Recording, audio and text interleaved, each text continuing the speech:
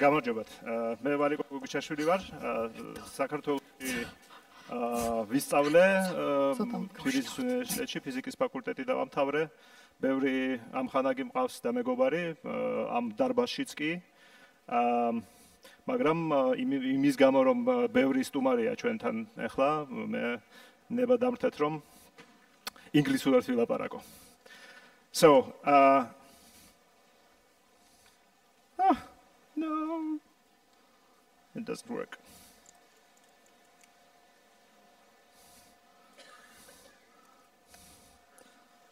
We have the first technical problem here. Actually, it switches Taos, Ikara.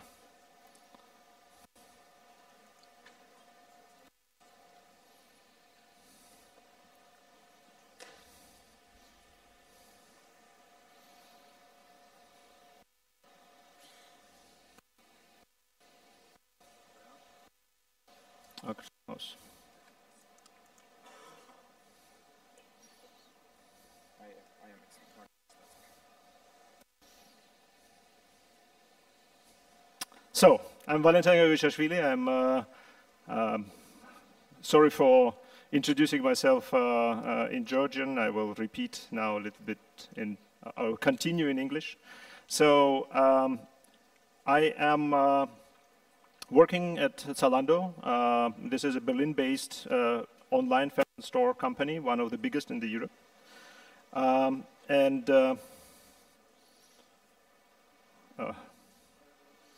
This is a little bit, this doesn't work. Okay. So I dedicated my career to data and data processing, and it is really interesting to see how technologies and our understanding of data is actually evolving in time. In Zalando, we had a chance to see how a small startup company is growing into a multi-billion super unicorn. With this growth, I was exposed, and my colleagues were exposed to a lot of interesting problems of operating, scaling, and understanding the systems that generate, process, and consume data. In our company, we have some kind of a tradition to build everything ourselves. We use this as a competitive edge, and we create systems in our technology department that is now about 1,800 people big, including engineering, product management, data science, and research engineers. Located in currently eight tech hubs in the whole Europe. We are building more and more systems currently. As an example of systems that generate data, I want to bring this, such examples. For example, order processing, customer creation and management systems, warehouse management systems, pricing systems. These are all the systems that are generating data. Data processing systems, so the systems that I was more involved in, for example, database management systems, transactional database systems like Postgres or Oracle, the systems for storing big amounts of data like data lake and data archives, data transport systems like messaging buses, and tracking collection systems, tracking data collection systems. And systems that consume data. These are actually quite interesting systems, for example, search, recommendations, personalization systems, systems that that move our understanding about what our customers want. The systems for predicting customer intent, for predicting price developments. And you see that data consuming systems are going more and more into the direction of data science and actually data understanding and even artificial intelligence. So, and data flows up from generation through processing systems into the consumption systems. This is one small robot in our one of many warehouses, and it generates a lot of data. So how do you think, where can we use the data that this robot generates? Any ideas from the audience? Anybody want to suggest the ways of using the data that such a robot can produce? Excuse me? Inventory planning. Yes, this is probably after the second stage when we are already knowing how the speeds of processing are developing. Any other ideas? Process optimization, absolutely. We are collecting sensor data and we are optimizing the processes there. So many, many uses, and you see that if we use the data that is generated by the systems that we operate, we are becoming better in what we do. Data. What is data? So you definitely have the idea what is data, mostly because you read and heard about the name of this topic. When I was thinking about where this phrase comes from, it actually reminds me, oh yeah, so the Shota Rustaveli, 12th century. Really?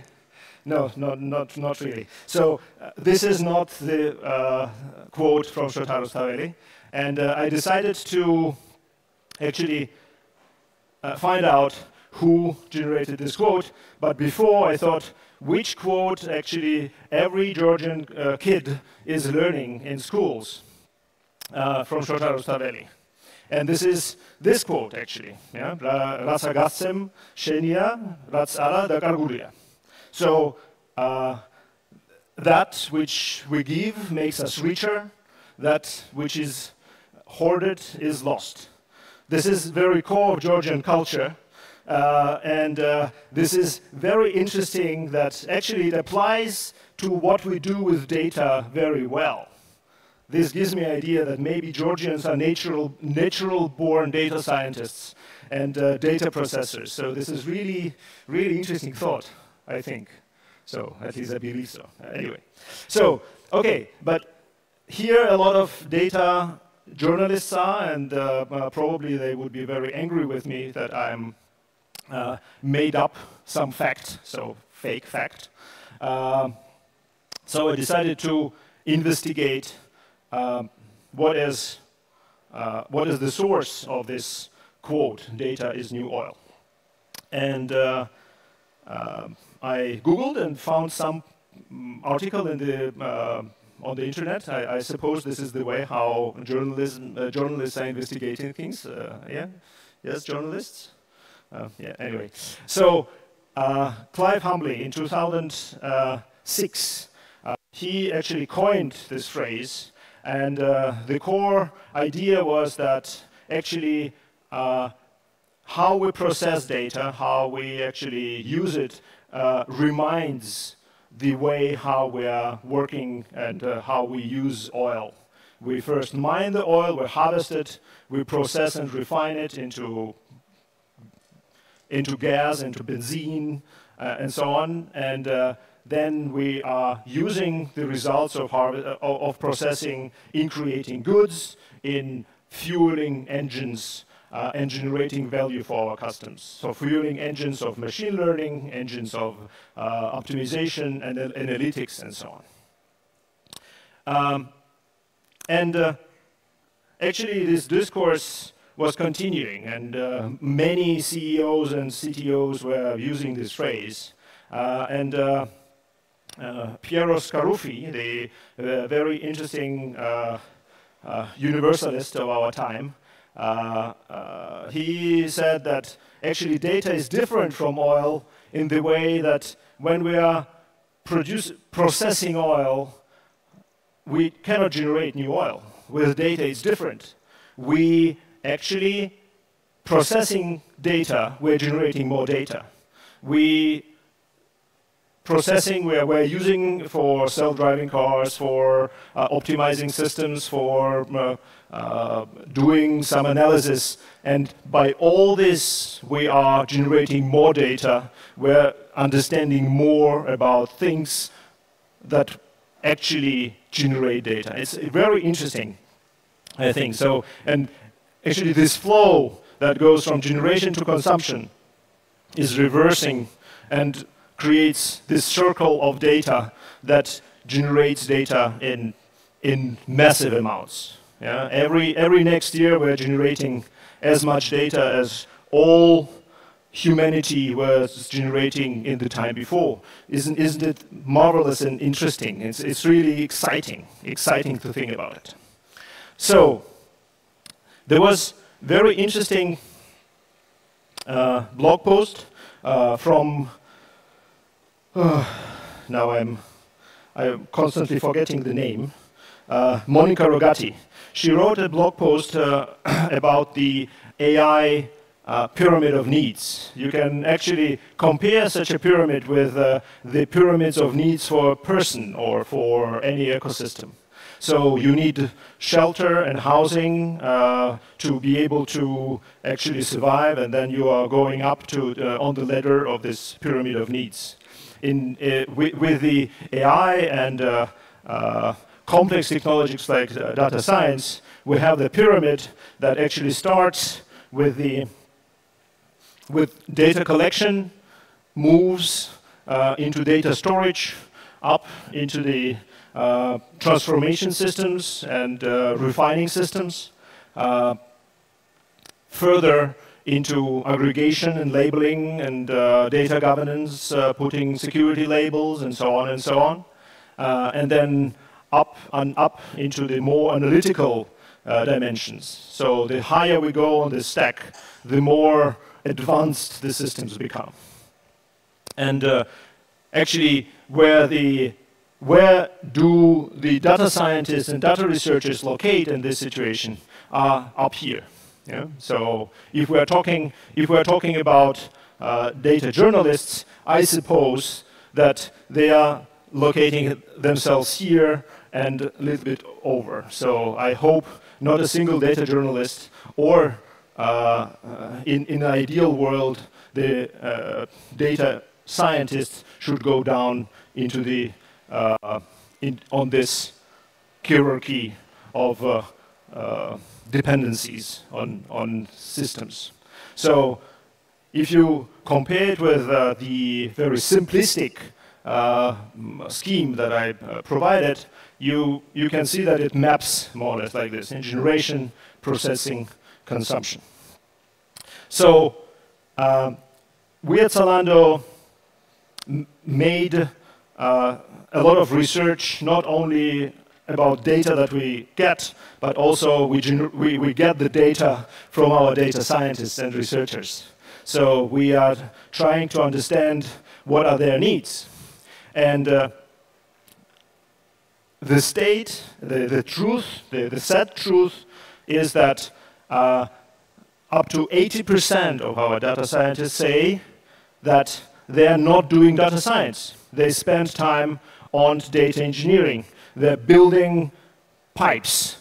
They're building refineries and not really running the engines and using their potential as they should, or they're trained to. Other problems like data access is a big topic. So that means that actually if we have data distributed in all kind of sources and you cannot really collect it using one heterogeneous and easy-to-use system, it's definitely very difficult to, for a data scientist or data researcher to do analysis and to correlate data with each other. So, what the main message that I want you to actually to understand and bring to your companies and bring to the people who you have, who are making decisions around you. The data scientists and data researchers are not data engineers.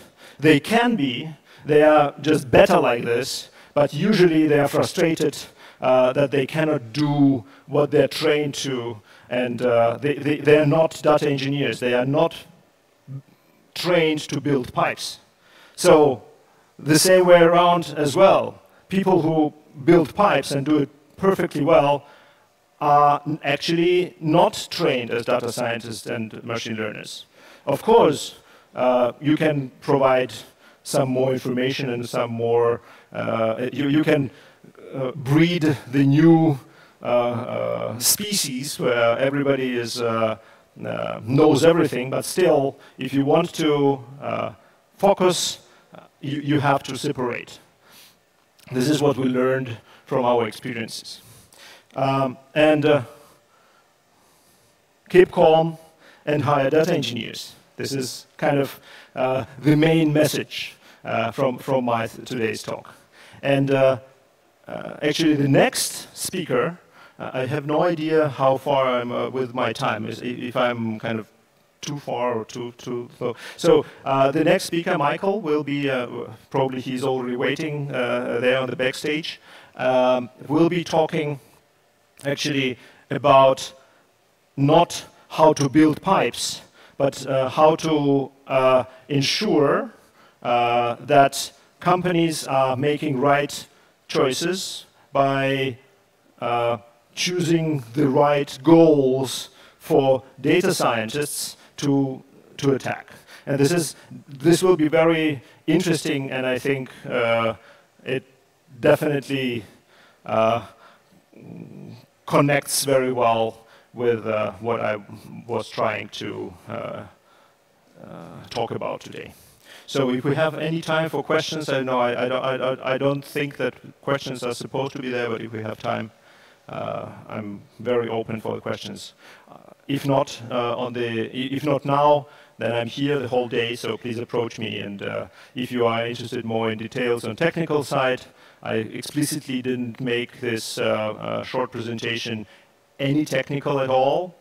So if you are really interested in technical details on some of the systems that we operate and build, please approach me. I will be more than happy to talk to you. So that's it, I think. Yeah.